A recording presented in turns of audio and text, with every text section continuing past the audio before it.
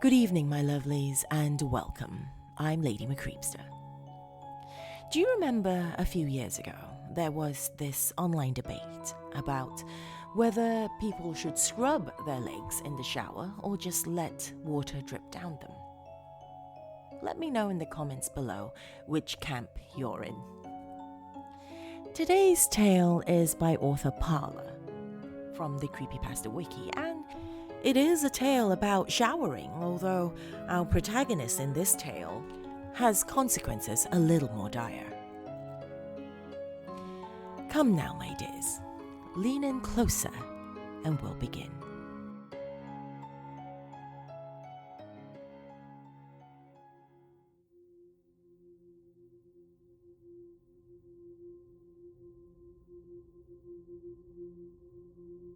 He wasn't sure how to describe the smell. It wasn't so rank as to warrant his full attention, but at the same time, it always persisted. It was like a mosquito in a way, only annoying if he paid attention to it. And like any mosquito, Sam couldn't help but pay attention to it. The water steamed as it touched his skin, running down his slicked back hair. It wasn't boiling water, but it may as well have been. Every study in the world could prove that hot showers were bad for you, but it didn't matter to him. The shower was a place of reflection after all, and if Sam had to be alone with his thoughts, he would rather be comfortable while doing so. Thankfully, I won't be alone for much longer, Sam thought to himself. He smiled as he pictured her face in his head, short, cute, and willing to spend the night. Just what he wanted out of a first date. I wouldn't really call it a date per se.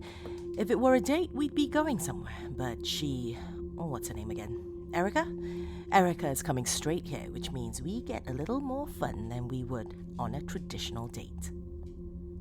Sam glanced to his right at the bottle of shampoo resting on the shelf. It also means you've got to get ready and stop hogging all the hot water, hotshot. Sam moved for the faucet, but stopped. His nostrils flared as he picked up on the smell. He had done well to push it out of his attention span so far, but it hit him full on at that moment. He couldn't put his finger on it. He could smell it, that much was for sure, but it was distant somehow. Faint, like someone a few doors down was decomposing. A strong odor, but one that hadn't quite reached him yet. I bet it's something inside the walls, a mouse or something, though you'd think something like that would be a bit harder to smell from the shower. Sam looked around, not entirely sure what he was looking for in the first place. The shower was large, a vertical cubicle big enough for two to fit comfortably, a purchasing point Sam had picked up on keenly, but not so large as to fit any potential harborers of the stench. Unless it's me?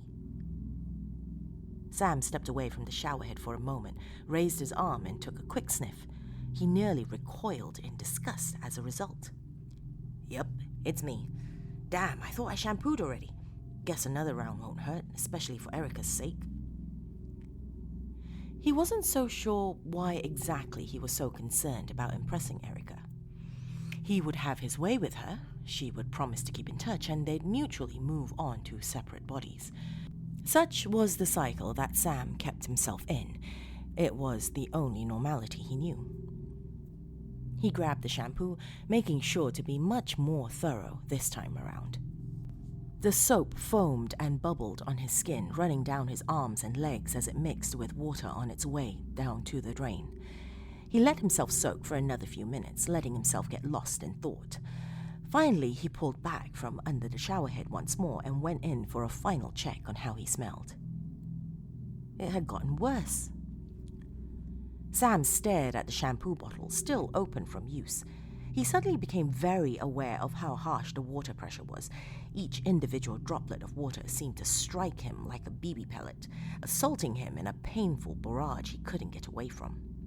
It pelted his back, the hiss of the shower steam blaring like a truck's horn. He covered his ears, silently pleading for it to stop. It wouldn't. All the while, The smell seemed to rise. It reeked not of body odor, but something stronger than that. It was suffocating, seemingly closing in all around him.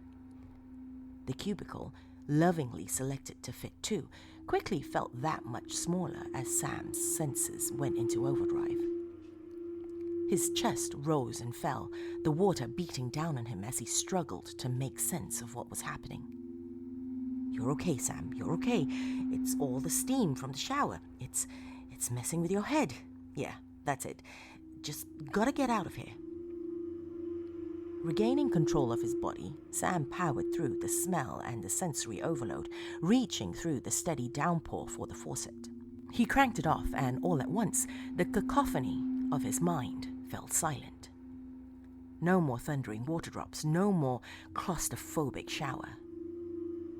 But still, that smell. Okay, whatever. I can deal with that later. For now, I've just got to clear my head. Got to. Sam reached for the sliding shower door, then stopped. He stared down at his arm as the smell grew sharper. There was a small, dark spot on his arm. It could really have been mistaken for a mole. Had a mole been there when he entered the shower? Sam looked at the dark spot, then realizing something. Whatever it was spreading across the skin of his forearm. It was growing. Confused, Sam ogled the dark spot, slowly raising a finger to poke it. The skin that had darkened felt soft to the touch. When he applied pressure to it, it seemed to almost give way. He pressed and pressed, feeling his finger sink ever deeper into the dark spot. Then finally, something gave. The darkened skin began to break open. The skin not so much ripping, but more sagging as the pressure from his finger proved too much. Recoiling in horror, Sam quickly withdrew his finger from the wound, watching a glob of jet black viscera drip down his index finger. The dark spot, now an open pit on his arm, grew even still, his skin breaking and peeling away. The smell was now more pungent than ever before, the source of it having been exposed to open air. His hand shook as blood began to flow down his finger, which grew cold as he lost control of them. The rot had corroded Sam's arm all the way to the bone, leaving his forearm hanging limply as he struggled to get his head straight. What the fuck? What the fuck? What the fuck? He backed away from the door in shock.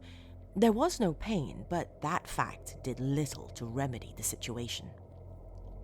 Sam lost his footing, slipping on leftover water from the hot shower.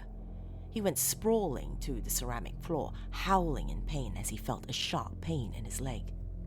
It fell under the rest of his body weight, jerking reflexively for a moment before going limp. "Help!" Sam shouted instinctively. "Somebody help me!" He gasped, doing his best to conserve his breath. Erica wouldn't be arriving for at least another hour.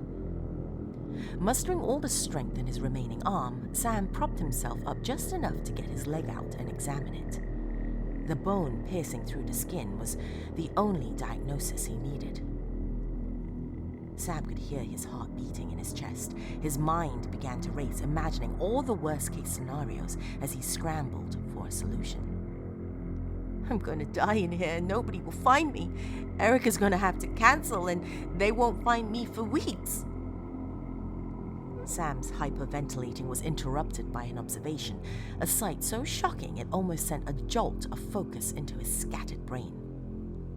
His leg was moving, more so, it was moving away. The area around the breakage had gone black with rot, just as his arm had, only this was different. Instead of simply crumbling away, the black material was moving, writhing and squirming as if it were alive. As the corrosion began to separate Sam's leg from his knee, a set of sinewy black tendrils wrestled themselves free from the open wound. They flailed about as Sam covered his mouth in horror, his eyes welling up with tears. The tendrils began to push against the pristine white floor, leaving behind a trail of the same black, tarish substance that coated Sam's arm wound. Pushing and pushing, they began to control where his rotting leg was going. This isn't happening. This isn't happening. Sam struggled to bring his brain to reason. This is a nightmare, Sam. You're gonna wake up, okay? You're gonna wake up. Sam began to back away weakly, sliding what remained of his body towards the front of the cubicle as his bones creaked in agony. He raised his remaining arm, now slowly becoming peppered with its own dark spots, desperate for anything to help himself up. He found the faucet with his grip, and using what little strength he had, he pulled down on it hard. As the barrage of droplets fell once more, Sam noticed something. The smell had dissipated, if only slightly. No longer as rotten and odorous, it was as it had been when he first started showering, only a faint nuisance that he could tune out if need be.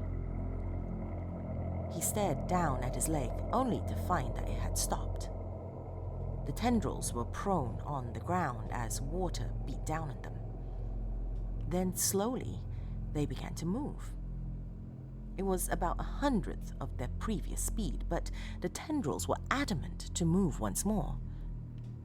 Only this time, the shower water was slowing their progression. It was slowing the rot. Sam looked up at his remaining arm. The dark spots were there, but they weren't growing or advancing in any way. Then after a moment, he could make out a faint spread of one of the spots. As with the tendrils, however, it was infinitely slower now.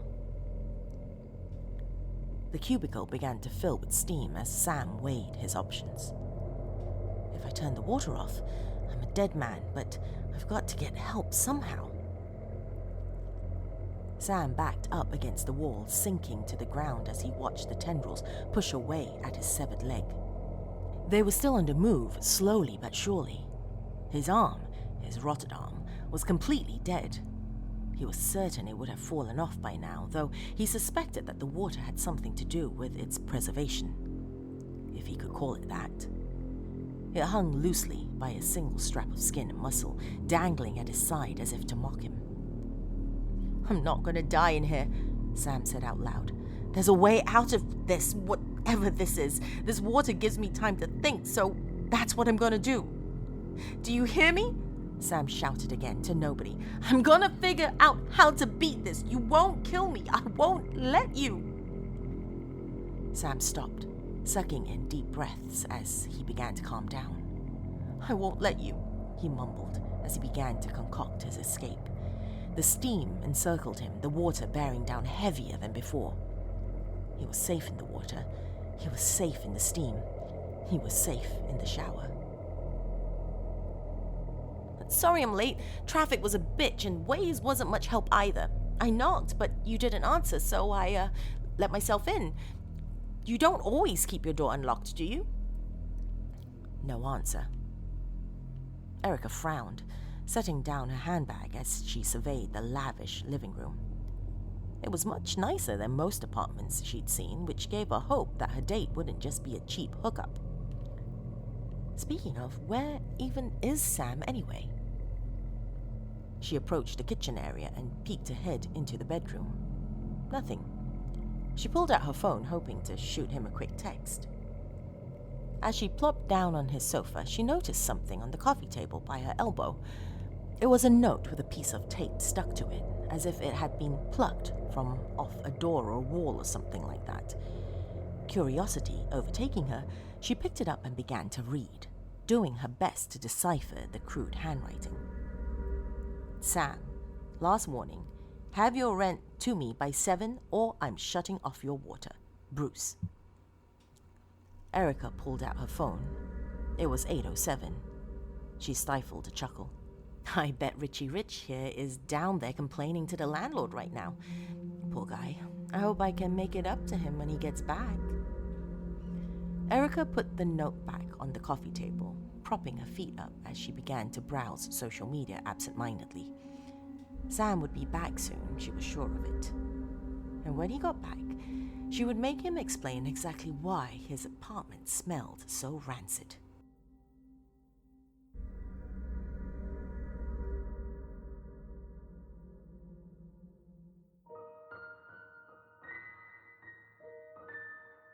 Thank you for joining me this evening, my lovelies. And as usual, before we go, I'd like to thank my dark family on Patreon: Laura Harp, Vet66, Kira Powell, Oliver Dace, L. Andrew Augustus, Stephen Aguilera, Casey Eichenser, Taylor Fluth, and Bill Thornsley. If you too would like to support this podcast and YouTube channel, go to patreon.com/LadyMcCreepster for more information. Now, if you enjoyed this tale and video, do be sure to give this video a thumbs up and hit subscribe if you haven't already. And if you would like to submit a story of your own for consideration for this channel, send it to lady.mccreepster@gmail.com. Until next time, my dears, sweet dreams.